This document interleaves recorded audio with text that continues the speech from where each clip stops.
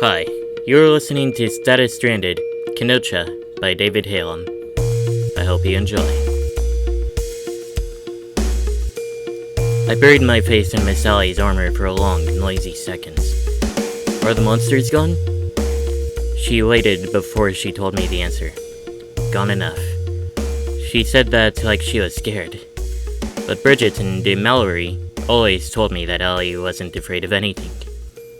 I took a short look upward and only saw the shapes of the two monsters flying away. They made me scared, and they weren't even close to me. A big, scary snake, and a big white bear with a circle. They crushed this city. They almost crushed me. Mr. Rain saved me from being crushed. Is Mr. Rain going to be okay? I asked Miss Sally. Miss Sally looked over at me. She sighed, and the sigh sounded raspy. Her eyes looked sad. She lightly pushed me away and stood up. She looked up into the sky. I looked up there too. There was a golden, shining snowflake in the sky. The big snake was moving through the sky in circles as it went higher and higher, but the white bear wasn't moving in any way. Miss Sally was being very quiet. I asked again, Miss Sally? She looked down at me, then looked back up into the sky for a short look before looking down at me. We need to get out of here. I think so too, but what about Mr. Rain? He's still alive, isn't he? Ellie took my hand and we started to run down the street. What about Mr. Rain? I don't know. Isn't he still here? She slowed down for a second, but then kept going. I don't know. She said something under her breath as we turned a corner that had more of the sky inside. Will we be coming back for him? Both of us looked up at the sky and slowed our pacing. The big golden snowflake was getting bigger and bigger, but it wasn't getting closer. The branches of the snowflake were growing to new branches, and they reached across the sky, some of them even blocking out the suns. Miss Sally answered, I don't know if we can, sweetie. Will he come back? The branches of the giant golden snowflake covered half the sky. What did they call it? Mill singers? No, that's what Saba calls it. Milzina, that's what it's called. And it's not good. There were broken rainbows and bright reflections coming from the branches of the Mizina. Miss Sally turned her attention back to the street, and our pace picked up again. I hope he does. The red bears weren't shooting at us anymore. That's good. But I look up in the sky, and the Milzina ship is taking over the air. The reflections and rainbows were making the sky look like it was covered in stars. The ground shook like a whole planet was being moved. I looked up in the sky, and in the distance, the bear looked small. But I could see he was holding a hand out, and there was a bright blue light coming from his hand that wobbled like the ground shaking below us. There were loud explosions and thunder. I couldn't hear myself think, it was so loud. Then I didn't hear a thing except an annoying ringing noise. It felt like a needle was in both of my ears. The rumbling of the noise I couldn't hear was vibrating in my chest. Miss Sally stopped, and she stopped me. She looked down one of the streets that had a view of the mountain beyond. The mountains were crumbling and falling to the ground. Massive cracks were digging deep into the mountain ranges, and dust was blowing out into large clouds. The wind was blowing my hair into my face. I turned my head to get the hair to blow somewhere else. Miss Sally bent down and shouted to me, but I couldn't hear her because of the ringing in my ears. As she was shouting to me, she was pointing somewhere off in the distance. I looked, and that area looked familiar. The ringing in my ears hurt. That part of the city looked familiar for just a moment before the skyscrapers started to fall over like dominoes on a weak table. Each time one of the buildings hit the ground or hit each other, I could feel the impact. The green and white dust and rubble from the buildings filled the sky and the horizon. Some of the broken rainbows and other light reflections from the Melzina ship were shining through the dust, making strange and colorful images around us, but I didn't want to go anywhere near it. Miss Sally grabbed me and pulled me over her shoulder. The lower sounds of the world ending started to rumble and buzz in my ears, and the ringing was starting to get quieter. She ran, and I was bouncing on her shoulders as she ran. I tried to look up, but I was only able to get short glimpses of what was going on around us. Then everything was dark, but Miss Sally was still running. But she was running faster. The wind rushed and almost knocked us over under the shadow, when the ground was filled with rainbow-colored light as we left the shadow. She slowed down, and I was able to look up easier. As soon as I looked up, a large dark green skyscraper hit the ground, sending dust and rubble flying up into the multicolored light and pushing out into every direction. The dust whooshed over us, and I couldn't see a thing. The rumbling in my ears peaked in many places over the next few seconds, and Miss Sally was crouching close to the ground. After some minutes of me hearing my heartbeat in my own ears while Miss Sally still held me close, the dust settled enough to where we could barely see. The Melzina ship covered the whole sky in its strange triangular grid that it expanded into. The lights and colors that reflected through the ship were a strange kind of beautiful, that we were in a pretty cage. Miss Sally put me down and took out a radio from inside her armor. She shouted into it, but the ring in my ears didn't let me hear what she was saying. I looked around, and I was in shock of everything that I saw. There was no city anymore. It was all massive piles of rubble and broken buildings, all with the lights of broken rainbows shining through the dust that still rose into the air.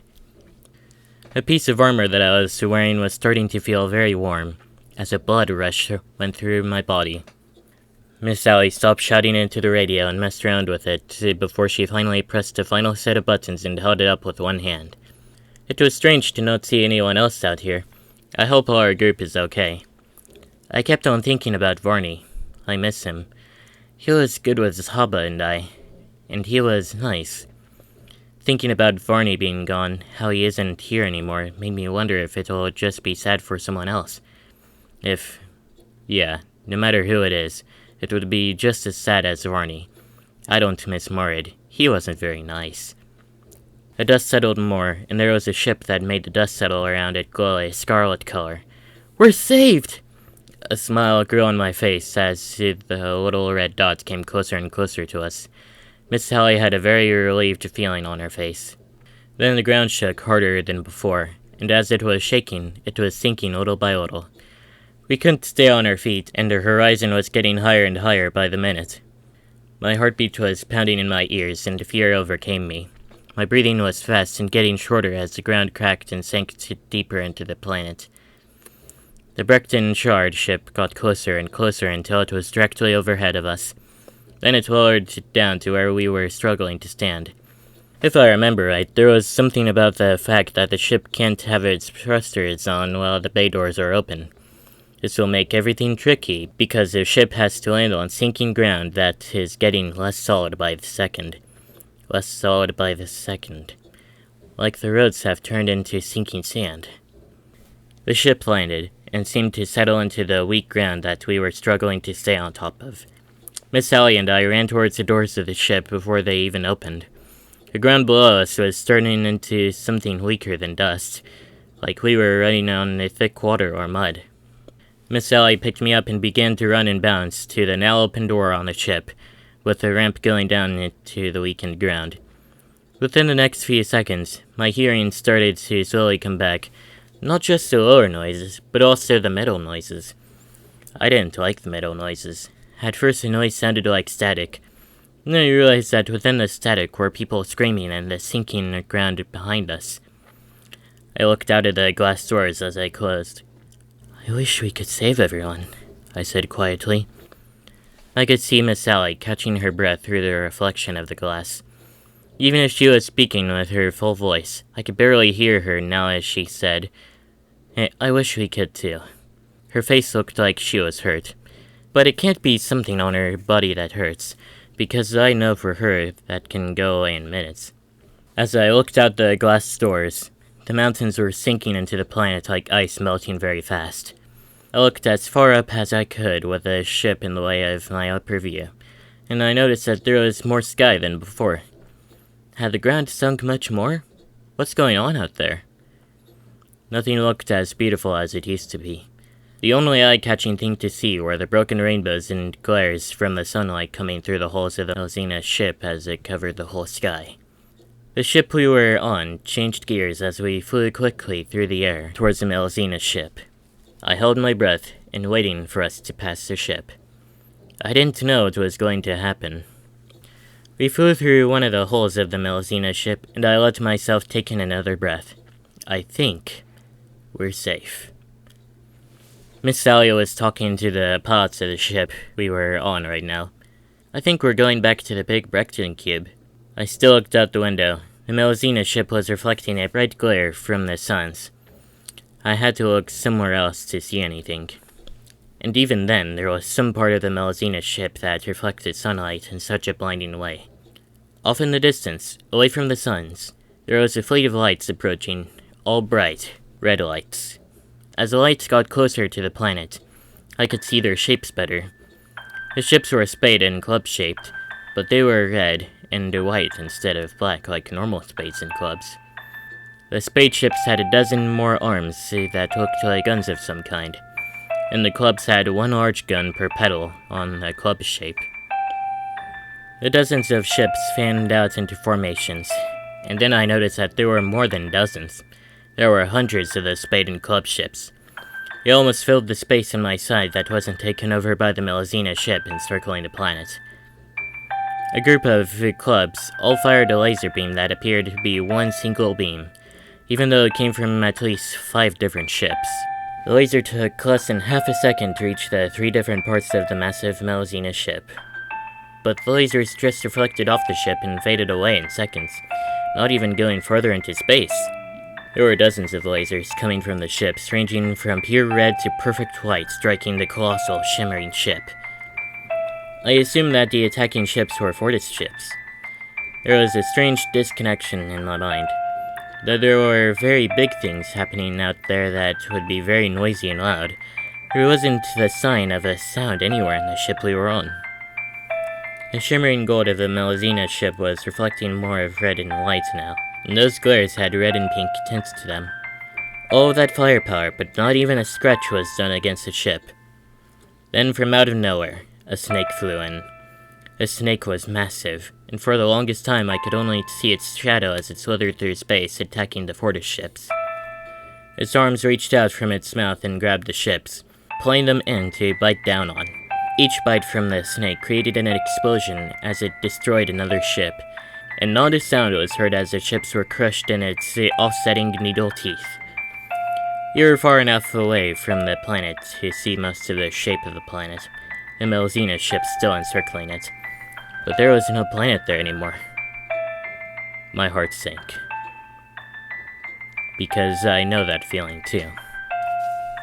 I pressed my head against the glass door and closed my eyes. Mr. Rain isn't coming back. I feel sad for Miss Sally. I have a shoe with my mother in it, but she has nothing with Mr. Rain to hold on to. Mama, I miss her. But she's gone, like my home, and like this world too. I think I've seen the world end too many times in my life now. I opened my eyes and saw a small amount more of the snake ripping apart the Fortis ships. I turned away from the glass door and went down the hall to where the living quarters were. My hearing was better. I could tell by the voices and clicks and beeps that I could hear in the hall. As I was walking to one of the empty rooms to rest and try to make sense of things, I heard someone crying, and it sounded like Miss Sally. I found the door that the crying was coming from, and I knocked on the door. Miss Sally, are you okay? I barely heard her sniffle as she simply said, no. My heart dropped again as I looked down the glass hall. Scarlet glass hall. I looked down at my boots and whispered to myself before going into Miss Sally's room, will we ever be okay again? Hi, this is David Halem, and you just finished listening to Kennocha from my story, Status Stranded. I hope you enjoyed. See you next week.